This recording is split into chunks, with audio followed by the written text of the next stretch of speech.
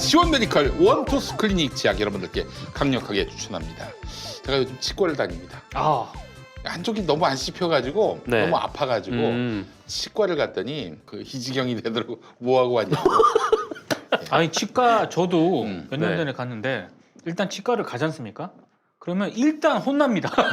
아 맞아요. 근데 모르겠어요. 아마 뭐 양심적으로 하는 분들이 거의 대부분일 것 같긴 한데 네. 제가 예전에 한번 이 검사를 한번 받고 그다음에 다른 치과를 간 적이 있었는데 그 전에는 그 치료를 하고 좀 갔거든요. 근데 치료를 다 해야 한다고 막 그렇게 그러니까 우리 이러는 치과 우리 있더라고요. 치과 의사 선생님들께 제가 팁을 드리겠습니다. 네. 대한민국의 그 중년 이상 남성의 한 78%는요 혼날까봐 치과 안 갑니다. 없잖아요. 혼날까봐 안 가요. 네. 저는 거기 하나 더. 음. 제가 뭐 교통사고도 나고 병원에 수개월간 아이고. 입원도 하고 예. 하여튼 병원은 다 가봤거든요. 음. 그 중에서 음. 치과가 네. 제일 무섭습니다. 네, 그렇습니다. 자, 여러분.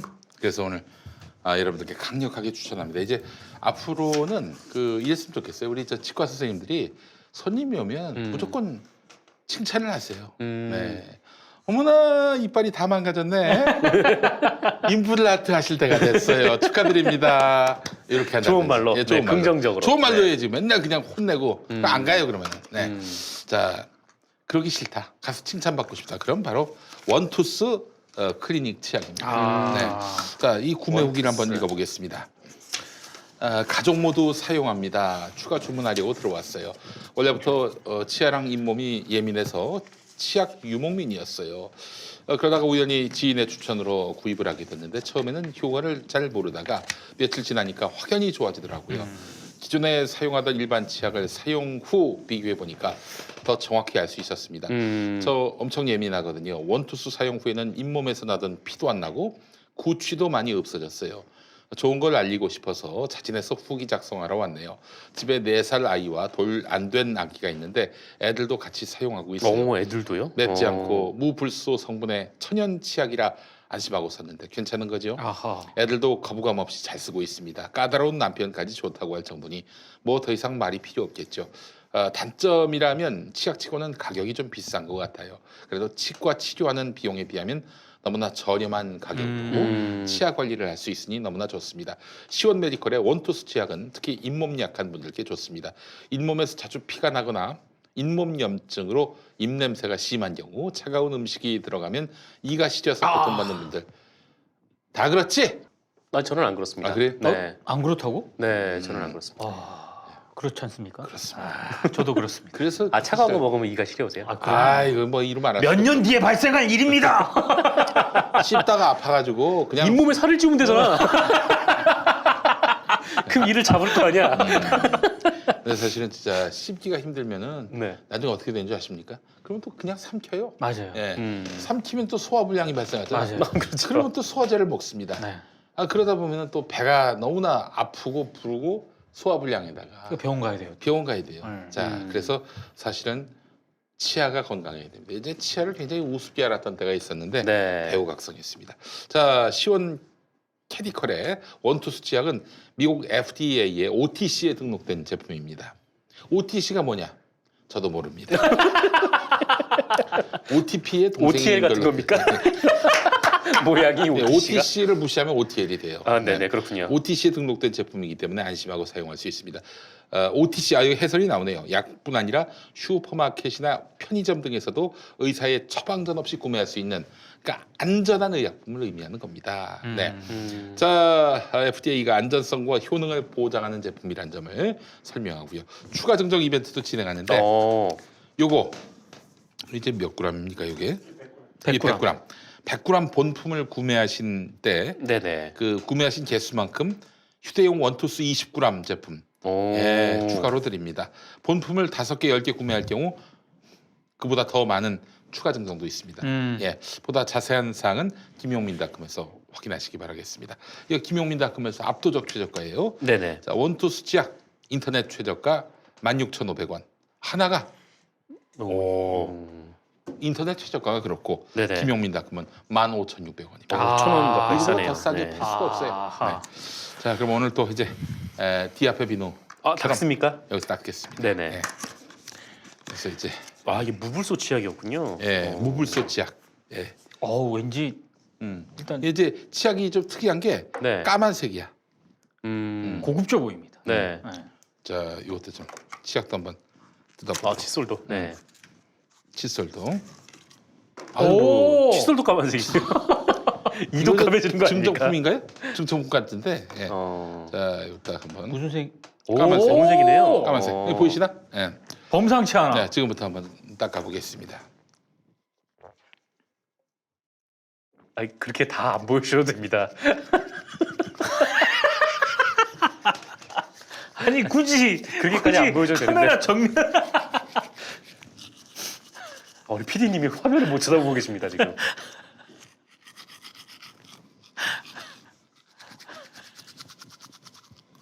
아니 왜 그런 표정으로 이를 닦냐는 궁금증이 쏟아지고 있습니다. 아, 네, 혀도 닦고 계시네요. 네. 부역자님 A 안사.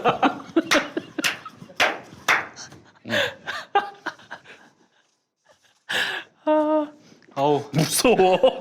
찬표 씨의 분노의 양치질 이후 새로운 어떤 개척을 하는 것 같아요. 어떤 분께서 양치질 잘못 배우셨네. 치약의 문제가 아니었어. 아유. 예. 아니 왠지 굉장히 고급스러운 그 치약을 네. 굉장히 저렴하게 양치질한 것 같아요. 예. 다들 안 사겠다고 난립니다. 그래. 자, 여러분들께 강력하게 추천합니다. 요저 입에서 발냄새가 나는 분들 있죠? 네네. 근데 그분들 만약 저 가끔 대면을 하게 되는데 그런 분들한테 얘기를 해줘야 되는 겁니까? 어떻게 해야 되는 겁니까? 되게 난감할 입에서 때가 있어요. 발냄새 난다는 말을. 아니 진짜 그런 분이 아주 가끔 만나거든요. 그럼 고민을 해요. 아니 저는 그렇게 얘기해. 야, 너 무좀 있냐? 입에서 너 무좀 있니? 입에서 발냄새가 나. 예, 이런 직접적으로. 얘기. 예. 네. 아 그래요? 네. 저는 차마 그런 말 못하고 그냥 참습니다. 그러니까 네. 못하겠더라고 면전에서. 그래서 하여튼 뭐 요즘에 제가 그 치과 치료를 받고 있는데 이 선생님이 비난을 하지 않습니다. 그래서 가요. 비난을 하거나 뭐 책망을 하고 네네. 뭐 훈계를 하고 그러면은 안 가. 아. 안 가. 다시는 안 가. 네. 자, 그래서 선생님들이 이렇게 좀 비난을 하지 않으시면 좋겠다. 아니 뭐 다 사정이 있어서 못 온 거지. 맞아. 치과 못 온 거지. 뭐 무슨 일부러 치과 선생님 열받으라고 안 했겠어요. 누군지 알고. 예? 그렇잖아요. 아니 예. 무슨 말을 들었길래 이렇게 아, 화가 머리끝까지 아니 났나요? 이렇게 치과를 김용민 PD나 나처럼 자주 안 가는 사람들은 네. 이제 몇 년에 한 번씩 가면은 이제 여기저기 손을 많이 봐야 되거든요. 그러면 그렇게 잔소리를 하더라고. 아유, 너무 좀 소심해집니다. 예, 예. 자, 우리 정상근 기자. 네. 저는 그 얼마 전에 그 월간조선 기사 하나가 논란이 된 게 있는데 이게 무슨 기사냐면은 그 지난 2016년 5월 기사였어요. 좀 옛날에 쓰여진 기사였는데 제목이 HWPL 이만희 대표 내가 지구촌 전쟁 종식과 세계 평화 운동에 뛰어든 이유 이 제목입니다. 이제 많이 좀 아시다시피 HWPL이라는 단체가 이 신천지 위장 단체더라고요. 그렇죠. 평화 단체를 가장한 이제 포교 단체인데 뭐 PD 수첩 보도 같은 거 보면은 뭐 평화 단체란 이름으로 이 전 세계 유명 인사들의 메시지를 받아서 그 메시지를 이용해서 저렇게 대단한 사람도 신천지를 믿는구나 이렇게 내부 결속으로 좀 활용하는 좀 그런 단체였던 것 같은데. 근데 이 월간조선에서 이 HWPL이라는 단체를 주목하고 이만희 대표를 그러니까 인터뷰를 한 겁니다. 그러니까 한마디로 이제 이만희 띄워주는 기사인데 이 기사를 작성한 사람은 이제 김성동 기자고요. 당시는 기자였고 지금은 월간조선 편집장입니다. 그러니까 4년 이후에 이제 편집장이 됐다라는 것은 이 4년 전에도 이 사내에서 유력한 기자였을 가능성이 높다라는 그렇죠. 거고 뭐 내부에서 인정받고 있던 사람이다라는 뜻으로 그렇게 보이고요. 근데 이 사람이 이만희랑 인터뷰를 해서 어떤 기사를 썼냐 하면 그러니까 기사가 이렇게 나갑니다. 그러니까 HWPL이 세계 평화를 위해 활동하고 있다. 이것은 이만희 대표와 같은 사람과 HWPL이라는 조직이었기에 이룰 수 있는 성과였다. 뭐 이런 식의 기사가 이제 쭉 나오는 거죠. 뭐 그러면서 이제 이만희가 뭐 6.25 참정용사다 이렇게 뭐 띄워주기도 하고 뭐 그런 건데 인터뷰 기사니까 이제 질문이 있을 거 아닙니까? 이 질문의 수준이 참담합니다. 건강은 괜찮습니까? 건강은 괜찮습니다. 안 괜찮다고 하십시오. 건강은 안 괜찮습니다. 그리고 어떤 세계적 지도자를 만났느냐, 기억에 남는 지도자는 누구냐, 이 평화협정은 어떻게 끌어냈느냐, IS 문제도 해결할 수 있느냐, IS? 네. 그리고 노벨 평화상 수상을 꿈꾸냐, 뭐 이런 질문들을 하는 거예요. 이만희를 앞에다 불러다 앉혀놓고. 그리고 이제 이만희에 대해서 저런 기사를 쓴 사람이 이제 현재 이제 월간조선 편집장까지 올라간 거죠. 그래서 뭐 사실 뭐 저는 뭐 이만희를 인터뷰해서 기사를 썼다 뭐 이거 자체를 가지고 뭐라고 할 생각은 없는데 뭐 그때만 해도 이제 코로나19가 문제되기 전이었으니까 좀 지금이랑은 다르긴 한데 다만 그때 당시에 이만희를 만났어도 물어볼 얘기가 노벨 평화상 뭐 그런 얘기밖에 없었던가. 아니 그분이 뭔데 노벨 평화상 뭐 이런 얘기? 그러니까 그때도 신천지 조직이 어떤 조직인지는 이미 뭐 그 CBS 이럴 알게 쪽만 모르게 조금만 다, 취재를 해보면 알려진 상황이었잖아요. 네. 또 그때도 신천지 때문에 이 자식들이 연락이 두절됐다라고 호소를 하는 부모님들은 계셨던 거고. 신천지를 몰랐다는 건 말이 안 돼요. 네. 그건 말이 안 되죠. 근데 그 이단으로 평가받는 교단의 이 수뇌부를 데리고 와서 인터뷰 내용이 이제 고작 뭐 건강은 괜찮습니까 이런 거나 지금 물어본 기사였다. 갑자기 이 대목에서 그게 확 궁금해지네요. 네. 그때 그 이만희 총회장하고 신천지 쪽에서 당시 월간조선을 얼마나 구입을 했을까? 그게 이제 바로 그 부분인데. 바로 그 부분이죠. 네. 그게 이제 이런 월간지나 주간지 혹은 또 일간지까지도 요즘에 네. 그 뭐 하나님의 교회니 신천지니 이런 섹션 섹션들이 이런 막 네. 들어가요. 근데 그 기자가 그 기사를 쓴 바이라인이 나와. 그거는 뭐겠어요? 기사를 가장한 홍보지. 이게 기사와 어떤 광고에 경계를 허물어뜨리는 이른바 예전엔 PR면이라고 했는데 요즘엔 PR면이란 말도 안 씁니다. 그냥 아예 하나의 섹션으로 네, 그냥 나와요. 섹션처럼 나오는 맞아요. 거죠. 네. 이게 특히 이제 뭐 신천지도 그랬는데 아까 동기 선배께서 말씀하셨듯이 이게 그러면 월간조선이 대체 이 기사를 왜 썼는가라는 질문을 던질 수밖에 네. 좀 없는 거고 갑자기 이만희가 뭐 생애표가 전도서 같이 보여서 썼지는 않았을 거 아니에요. 누구나 상식적으로 생각해봐도. 근데 이렇게 빨아주는 기사를 쓴 것은 아무래도 좀 돈 거래가 있지 않았겠느냐라는 것이 이제 제가 유력하게 생각하는 그 의심하는 부분이고. 그래놓고 이제 뭐 책을 팔아준다든지 아니면 혹은 뭐 대대적인 뭐 네네. 이런저런 뭐 협찬금을 준다든지 광고로 줄 수는 없어요. 네, 광고 그렇죠. 주면 딱 잡히거든. 발표. 그렇죠. 또 게다가 또 언론진흥재단으로 한 30%인가 띄워줘야 돼요. 수수료 네네. 떼줘야 됩니다. 그래서 협찬 형식으로 아마 이런 거 같은 경우는 이제 그 월간조선 책을 대량으로 구매하는 좀 그런 방식. 그래서 보통 대량으로 많이 구매해서 쓰곤 그걸 하는데. 갖고 또 이제 신천지 홍보할 때 또 쓰겠지. 맞아요. 그럼 네. 이만희가 이거 가지고 뭐를 했겠냐는 거죠. 우리 총회장님이 이 월간 조선에 나왔다 뭐 이렇게 성대모사를 받았습니다. 아직 연마 중입니다. 예. 주간조선이라고 하세요. 성대모사 연마 중입니다. 예. 네.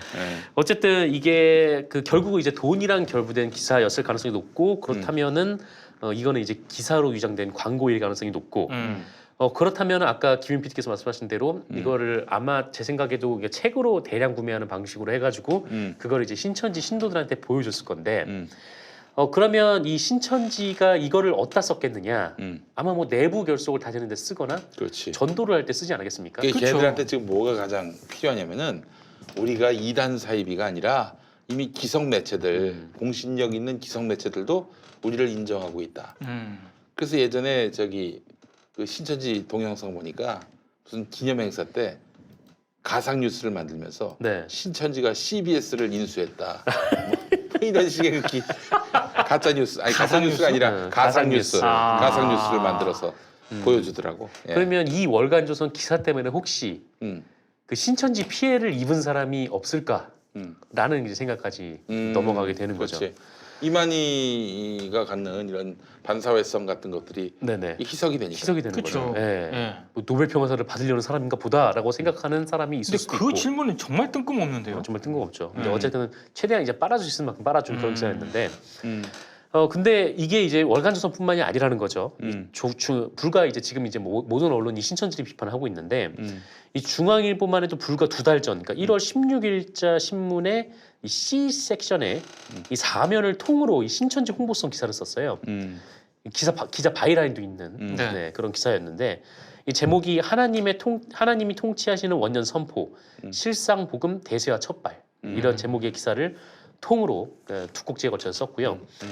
그리고 동아일보도 마찬가지로 그 1월 14일에 그 D 섹션의 통으로 이 신천지 홍보 기사를 실었는데 기사 제목이 하나님께서 통치하시는 원년, 실상 복음 전파의 총력 똑같죠. 네, 이것도 아마 그 일종의 뭔가 좀 거래가 좀 오갔을 기사이지 않을까. 그러니까 이게 그 우리가 한번 언급을 한번 한 적이 있을 거예요. 뭐 월간 중앙, 신동아, 그다음에 이런 월간 조선 이런 데서 월간지가 정말 어렵잖아요. 네. 주간지, 월간지가 다 어려운데 그러다 보니까 판매를 뚫어야 되는데 이게 쉽지가 않잖아요.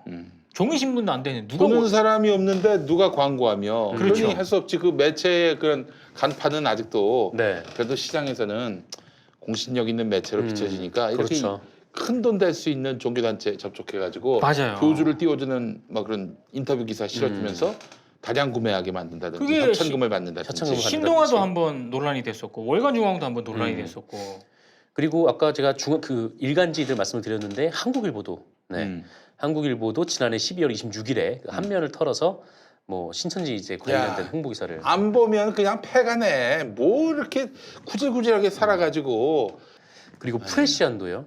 프레시안도 네, 지난해 11월 11일에 이 신천지 10만 명 수료 이 세계적으로 유례없는 일이라는 홍보 기사를 실었습니다. 프레시안이? 기사를 실었어? 기사를? 네, 기사. 네. 누가 광고- 썼어? 광고가 프레시안이 아니고요. 왜 쓴거 누가 썼어?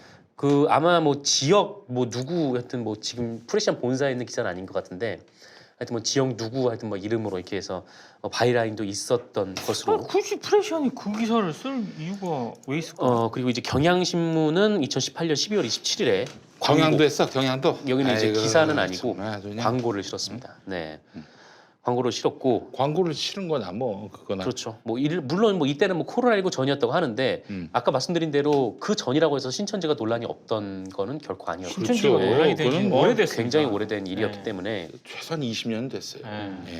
그리고 더 진짜 뭐 하여튼 뭐 광고도 문제이긴 하지만 뭐 기사로 쓰는 건 진짜 더 심각한 문제이기도 하고요. 그거 별개로.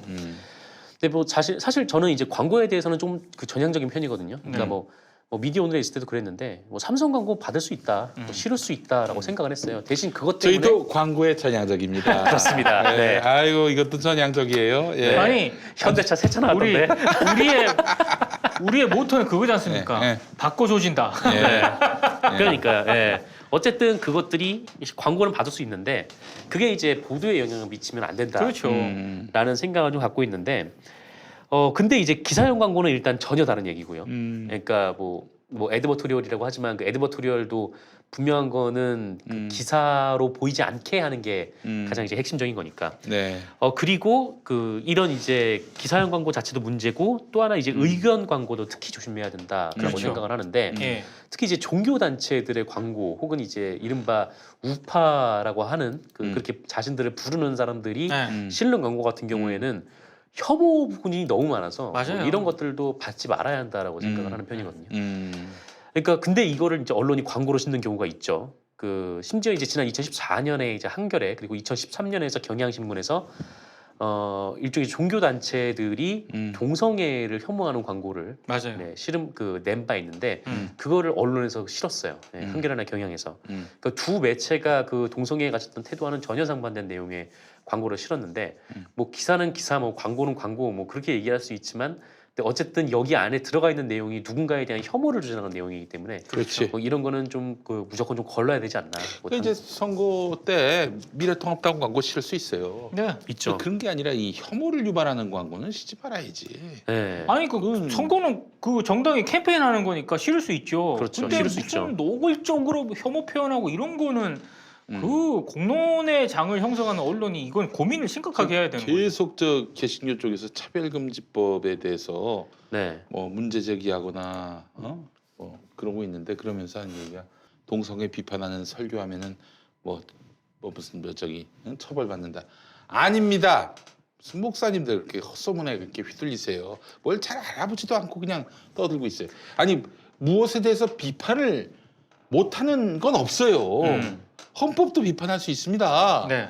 근데 차별금지법을 왜 뭐 비판 못합니까? 왜 동성애를 비판 못해요? 다 할 수 있어요. 다만 차별금지법에 저촉되는 건 뭐냐면은 아무기나 사람이 있어. 이 사람이 성적 지향이 동성애야. 네. 근데 이 사람이 어느 학교에 못 들어가고 어느 직장에 못 들어가고 그럼 불이익을 당했다? 이런 성적 지향 때문에 그럼 차별이죠. 처벌을 하지. 그 차별이죠. 근데 설교 시간에 동성애가 잘못됐다 이런 얘기하는 거 어떻게 무슨 근거로 그걸 차별을 합니까? 무슨 근거로 그걸 처벌을 해요? 그렇잖아요. 옛날에 그 유신헌법 때 그 유신헌법을 비난하면은 중형에 처해지는 긴급 조치가 있었습니다. 네, 지금이 맞아요. 그 긴급 조치가 발동된 시기입니까? 뭐 하실 얘기 뭐 다 하고 계시대 보니까. 오늘 저기 한국교회 언론회라고 거기서 또 나를 비난하는 목사들 얼마 전에 내가 12명 고발했잖아. 네. 평화나무 난리가 났어 지금 개신교계 보수 개신교계 감히 설교를 야 설교가 족 같으면 고발할 수도 있는 거지 그렇지 않아요? 헤이든님께서 네. 혐오를 혐오하다 절판 판매 중이라고. 네. 아니 그래서 내가 네. 저 한국교회 언론회에다가 딱 한마디만 하겠습니다. 야 최성애 이사장 잘 계시냐? 네, 한마디만 하겠습니다. 아 동양대. 갑자기. 최성애가 이사장이야 거기. 아 예. 그렇군요. 네. 뭐 그렇게만 얘기하면 다 끝날 문제입니다. 그 동네는. 근데 오늘도 저기 모여서 하는 예배를 하면은 벌금 300만 원을 부과한다고 네. 자치단체장이 그런 얘기 하더라. 어떤 목사가 그런 얘기를 해서 300만 원이 아니라 3천만 원짜리 예배를 하라고 그렇게 대한예수교 장로회 통합 측 총회장이 그렇게 얘기를 했다고. 총회장이요? 네, 총회장이. 그래서 그 우리 저 평화나무 기자가 전화를 했지. 그래서 그런 말 했냐고. 그런 말 다 했지. 우린 동영상까지 입수했으니까. 네. 네. 근데 대뜸하는 얘기가 평화나무가 목사를 설교 뒷조사하는 데냐 뭐 이러면서 굉장히 불쾌감을 표시했다고 합니다.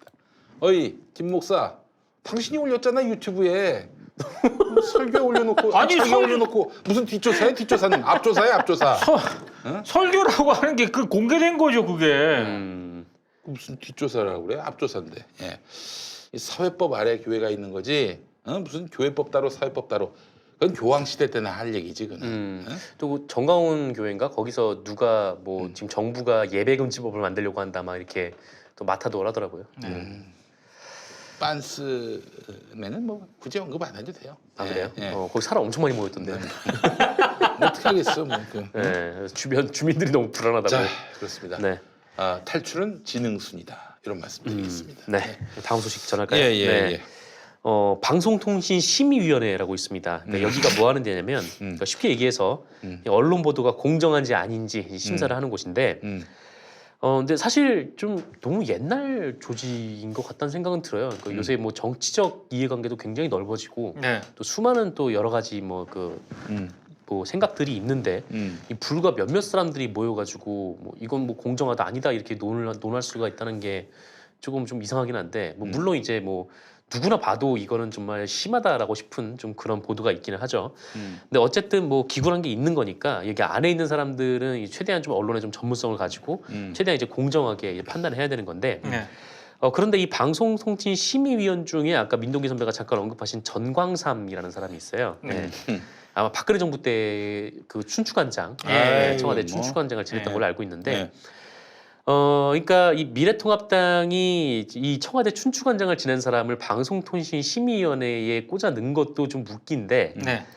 그런데 이 정강삼 씨가 이번 총선에 나가겠다고 방송통신심의위원회를 뛰쳐나갔습니다. 네. 그러니까 방송이 공정한지 아닌지 어느 한쪽에 이제 쏠렸는지 안 쏠렸는지 심의하는 사람이 특정 당에 총선에 나가겠다고 난리를 친 건데 더 웃긴 건 그러려면 그만둬야 되잖아요. 네. 휴가계를 내고 갑니다.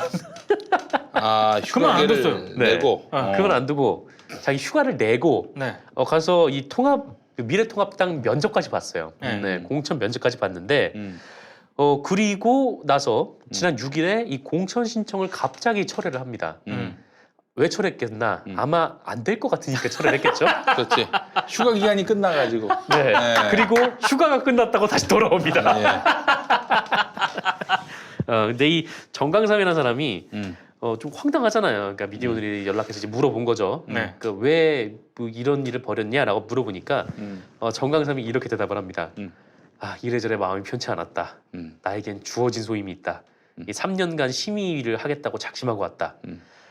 그런데 앞서 말했듯이 공천 신청 면접 정도는 볼 수 있는 거 아니냐는 생각을 했다. 앞뒤가 안 맞잖아 일단. 3년 동안 네가 하기로 했다면서 뭐 면접을 볼 수 있지 않냐 막 이렇게 얘기를 하면서 네. 그런데 또 공천 절차를 밟으면서 도의적으로 맞는지 생각을 하게 됐다. 네. 특히 이제 노조 성명이 가장 마음이 무거웠는데 나는 내가 심의를 버렸다라는 그 표현이 마음이 너무 아파서 그래서 이제 철회를 하기로 했다. 이렇게 얘기를 하고 심의에 웃기고 자빠졌네. 돌아옵니다. 야 전광삼이 이게 낙곰수에 대해서 아주 표적 심의를 많이 했던 친구예요. 이 친구가 예전에 이제 정봉주 의원이 좀 잘못한 건 있는데 SBS 정치쇼 진행할 때 네. 그 이후로 이제 내가 이제 진행을 맡게 됐어요. 맡게 됐는데 그 정봉주 건으로 이제 이 심의를 받게 될 때 SBS의 그 고위층한테 그 심의에 나온 사람한테 그 다음 진행자가 누구냐? 김용민이다. 앞으로 자주 보겠네요. 그런데 그 뒤로 내가 심의에 걸릴 일이 없었어요. 네. 방송을 워낙 잘하니까 뭐 문제가 될 일이 없게끔 진행하니까. 그러다가 이번에 건수 하나 잡았지. 이것도 잘못이 없어요. 난 기본적으로 일간지. 난 전혀 네. 잘못이 없다고 보는 건데 종합일간지에서 그 나경원 관련한 보도가 없었다. 그 저기 아들 그 저기 입시 관련해서 그걸 내가 얘기를 했는데 그 종합일간지가 운영하는 인터넷 신문에는 실렸다는 거야. 근데 나는 종합일간지라고 했어요. 종합일간지라고. 종합일간지가 뭐 다른 의미로 해석될 여지가 있나? 없죠. 종합일간지를 발행하는 신문사에서 운영하는 인터넷까지 보도를 안 했다. 그러면 내 말이 틀리지. 난 종합일간지라고 했어.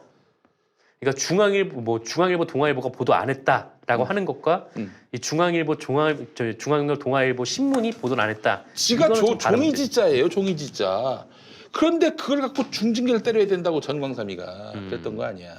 예? 근데 결국엔 뭐 권고가 나왔어. 뭐 네. 얕은 징계긴 한데 나는 뭐 전혀 그 조치에 대해서는 동의할 수가 없습니다.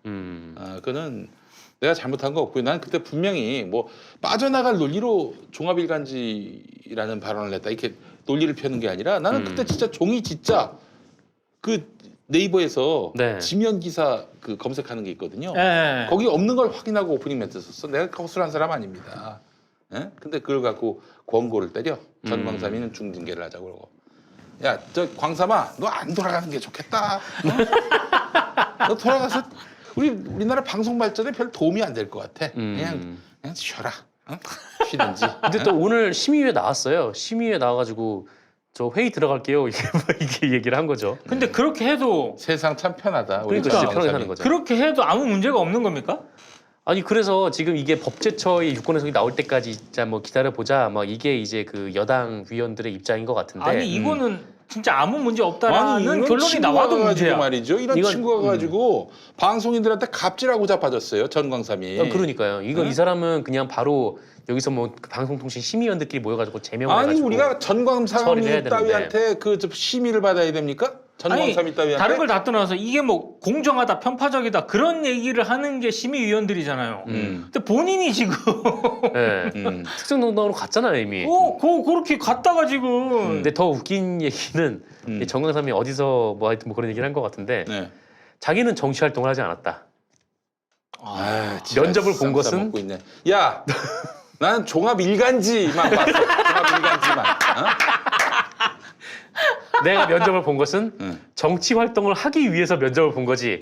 그거 자체는 정치 활동이 아니다라고. 네, 말 같지 않은 무슨 부분을 말입니까 그게?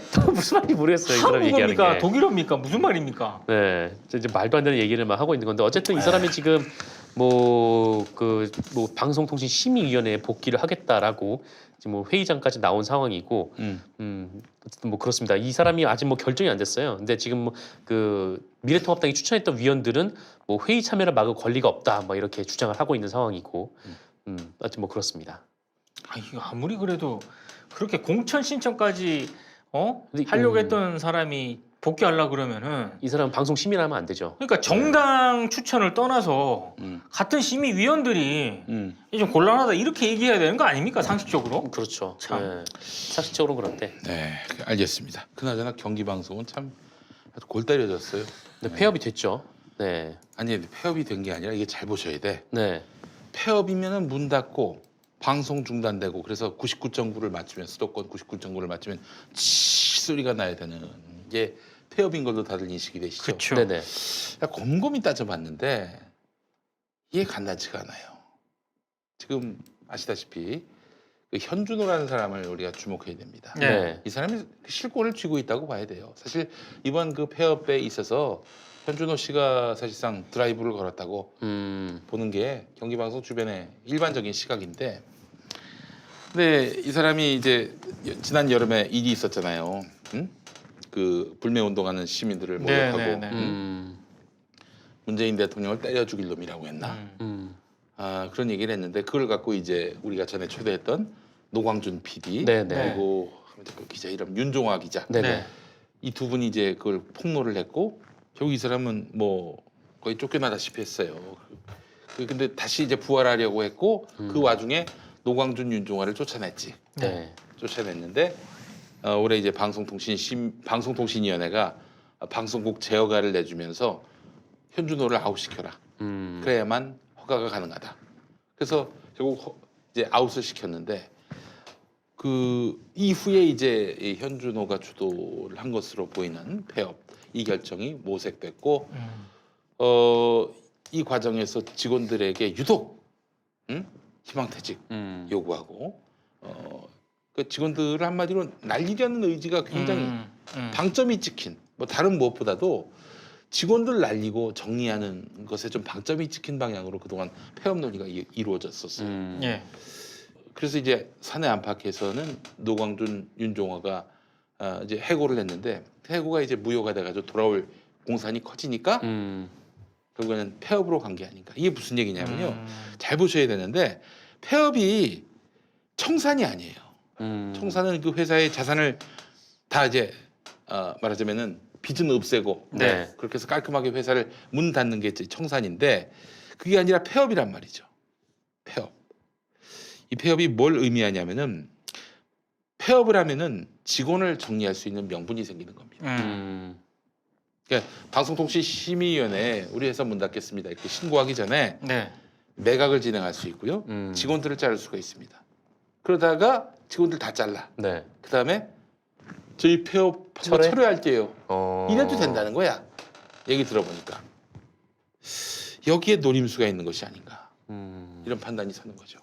무슨 얘기인지 좀 설명이 됐는지 모르겠습니다. 근데 그거를 지금 방통위가 뻔히 들여다보고 있을 텐데. 이것까지 모를 거라는 판단을 하고 있는 건지 모르지. 이 한상혁 위원장을 너무 지금 물러보고 있나? 모르는데. 근데 이제 이런 꼼수가 숨어 있는지는 알 수 없어요. 그냥 뭐 저기 현준호 씨가 진짜 회사 문 닫을 마음으로 그러고 있는 건지도 모르고요. 예, 알 수가 없는 겁니다만은 만약에 이제 직원을 내보내는 구조조정, 그래서 자기 입맛에 맞는 직원만 두고 그렇게 해서 방송국을 앞으로 계속하겠다 이런 취지인 것인지, 예, 계속 지켜봐야겠네요. 네. 그 지금 또 얘기 나오기로는 경기 방송이 문 닫고 채널권을 내놓고 방송 사업을 접기를 은근히 기다리는 분들이 계시더라고요. 근데 네. 만약에 이게 진짜 의결을 했잖아요. 그래서 딱 결정을 했고 그러면은 제가 봤을 때 제가 만약에 방통위라면 새로운 사업자 이제 공고 내고 그 절차대로 진행을 해버리면 이게 쉽지가 않아요. 이게 이런 일이 전혀 없었어 과거에. 과거에 전혀 없었어. 이제 말하자면은 이 회사의 그 이제 문을 방송 사업권을 반납한 선례도 없고 네. 그걸 누가 반납해? 반납을 했다? 방통위가 이제 받으면은 이 방송국은 없어지는 거예요. 네. 없어질 수 있지. 예. 그러니까 아마 이 경기 방송도 이런 파고까지 가는 그 벼랑 끝 전술을 써서 뭐 나름대로 뭔가 자기들에게 이득이 될 만한 결과를 만들어내려고 지금 이렇게 수를 쓰고 있는 것일 수도 있고 근데 정말 만에 하나 이 사업권이 반납된다 그러면은 경기 방송은 아예 없어져요. 아예 없어져. 그렇죠. 그 예전에 ITV 인천 방송 없어진 거 네. 아시잖아. 경인 방송 없어지고 그러면 완전 제로 베이스 상태에서 나중에 OBS 생겼을 때 그 OBS가 네네. ITV 출신들을 많이 재고용을 했죠. 네. 재고용을 한 형식으로 해서 완전히 새로운 법인이 생긴다는 그런 이야기죠. 그럼 주총에서 폐업 의결을 했으니까 네. 진짜로 이 저 경기 방송이 폐업을 할 것인지를 알아보는 방법은 의결했으면 폐업 신고를 해야 되거든요. 그렇지. 이거를 진짜로 이번 주에 하나 안 하나 봐요. 근데 폐업은요 회사를 문 닫는다는 게 아니야. 네. 방송 사업을 폐업하는 거고 지금 경기 방송이 갖고 있는 부동산 사업. 부동산 사업 꼭 네. 하는 계속 거 아니에요? 계속 한다는 거죠. 법인은 살려두고 네. 꼭 방송 사업은 접는다는 거 아닙니까? 그러면 방송 사업에 지금 재직하고 있는 뭐 예를 들면 기자나 PD, 아나운서는 없구나 거기야. 네. 정리할 수 있지. 음. 방송 그렇게 사업을 되겠죠? 하지 않는데 그 사람들 둘 이유가 없잖아요. 예. 그 사업에 있어서는 폐업을 한다. 이런 의미로 본다면은 그 직원들 정리할 몫이 아닌가. 특히 언론 종사자들, 저널리스트들을 정리할 의도가 아닌가. 이런 생각이 드는데, 근데 사실 지금 이 부동산, 경기 방송의 그 부동산 사업이나 이런 것들은 경기 방송이 방송을 하기 때문에 얻은 혜택도 있을 그렇죠. 거예요. 네. 그럼 이 자산은 저 사람들한테 그냥 주고 방송 사업은 접는다? 방송이가 이것과 관련해서 그냥 그냥 쳐다만 보고 좌시만 하고 있을 것인지 이것도 또 하나의 어떤 관전 포인트를 하겠습니다. 그거는 뭐 도나 시에서 수원시에서 지금 조치를 해야 될 게 거기가 원래 이 일종의 이제 뭐 특정 기업이 들어갈 수 있는 부지가 아니었는데 거기가 이제 영통제. 네, 여기가 네. 이제 방송을 한다는 이제 공익적 목적이 있었으니까 그 부지를 하게 한 거거든요. 그러니까 뭐 이것도 회수를 하거나 아니면 다른 방법이 좀 있지 않나 면 고민을 해봐야 될 것 같아요. 그리고 그 얘기를 하시더라고요. 음. 방송사로 이렇게 그 부동산이라든가 이런 게 지금 수년 동안 쭉 운영을 해온 건물이라면 이게 다른 쪽으로 하기가 진짜 어렵답니다. 왜냐면 안에 뭐 시설 이런 거 있잖아요. 네. 그러니까 홈쇼핑 방송도 뭐 어디에서 이제 이전을 할 때 그렇게 시간이 오래 걸린대. 아니 근데 거기는 이제 라디오 방송이고 그리고 그러네. 보건소도 들어가 있어. 보건소. 또 이렇게 저렇게 또 저기 음식점도 들어와 있고 쉽게 그냥 건물 없앨 수 그냥 없는 오피스텔 같이. TV가 아니라서 그게 용이나 하겠다. 그것도 그 영통 지역이 나름대로 부가가치가 있는 땅이야. 네. 무시할 수 없는 곳입니다. 자, 그래서 이런 상황을 좀 예의주시할 필요가 있을 것이고요. 그 어떻게든 이런 그러니까 이게 민간 방송 아니에요. 네. 그렇죠. 이 민간 자본한테 맡겨가지고 공익적 역할을 해달라고 부탁했더니 이 모양이 이 꼴이 난 거야. 그렇다면은 방통위는 이게 공적인 사업을 제대로 운영할 수 있는 그런 주체가 무엇인지 따져봐야 되는데. 그렇죠. 지금 또 전에 말씀드렸다시피 봄 되면 토끼한테 인터뷰하고 싶은. 그 방송사에서 남자 여자 가리지 않고 트로트를 막 부르게 하고 근데 싶은 실제로 그런 방송사들이 군침을 흘리고 있다.